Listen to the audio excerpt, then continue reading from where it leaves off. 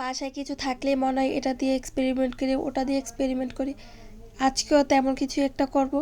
বাসায় দুইটা স্যুপ ছিল, একটা হলো ভেজিটেবল স্যুপ আর একটা ছিল থাই স্যুপ। এই দুইটা স্যুপ একসাথে মিক্সড করে কি করলাম তাই থাকবে আজকের ভিডিওতে।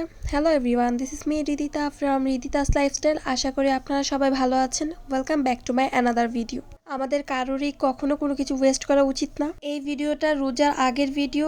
অনেক ভিডিও আছে আমার যেগুলো রোজার আগে, কিন্তু কোনো কারণে এগুলো পোস্ট করা হয় নাই, কিন্তু ইনশাল্লাহ সবগুলো ভিডিও একের পর এক পোস্ট করব।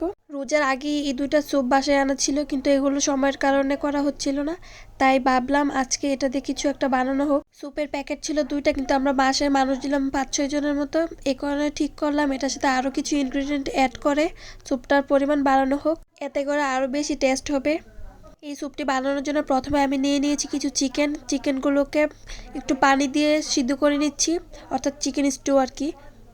চিকেন স্টুতে আমি অল্প পরিমাণ আদা রসুন অ্যাড করেছি, আর কিছুই না। যে কোনো স্যুপে চিকেন অ্যাড করলে কিন্তু স্যুপের টেস্ট আরও বেশি বেড়ে যায়। আপনারা অবশ্যই ট্রাই করে দেখতে পারেন। চিকেন স্টুটা হওয়ার পর আমি একটা বাটিতে দুইটা স্যুপ একসাথে মিক্সড করে নিই গরম পানি দিয়ে।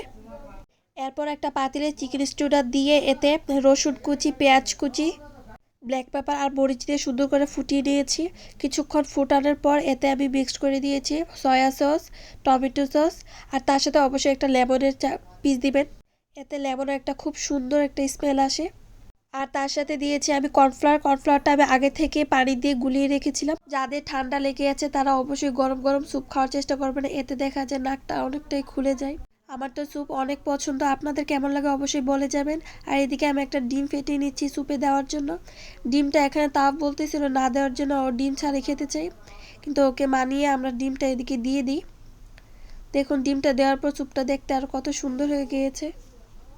ডিমটা দেওয়ার পর অবশ্যই স্যুপটাকে নাড়ার মধ্যে রাখতে হবে, দেখা যায় একসাথে ডিমটা একই জায়গায় বেশি দলা পেকে যায়। এখন এই স্যুপটাকে আমি 5 মিনিটের মতো সুন্দর করে কুক করে নিব, যাতে ডিমটাও ভালো করে হয়ে যায়। যেহেতু এখানে দুইটা স্যুপ একসাথে মিক্সড করে রান্না করা হয়েছিল, খেতে কিন্তু খারাপ হয় না, আমার কিন্তু অনেক ভালো লেগেছে।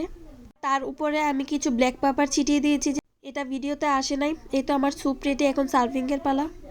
খুব সুন্দর করে আপু সার্ভ করে নিচ্ছিল। ওভারঅল আমার তো স্যুপটা খুব ভালো লেগেছে, চাইলে আপনারা ট্রাই করতে পারেন।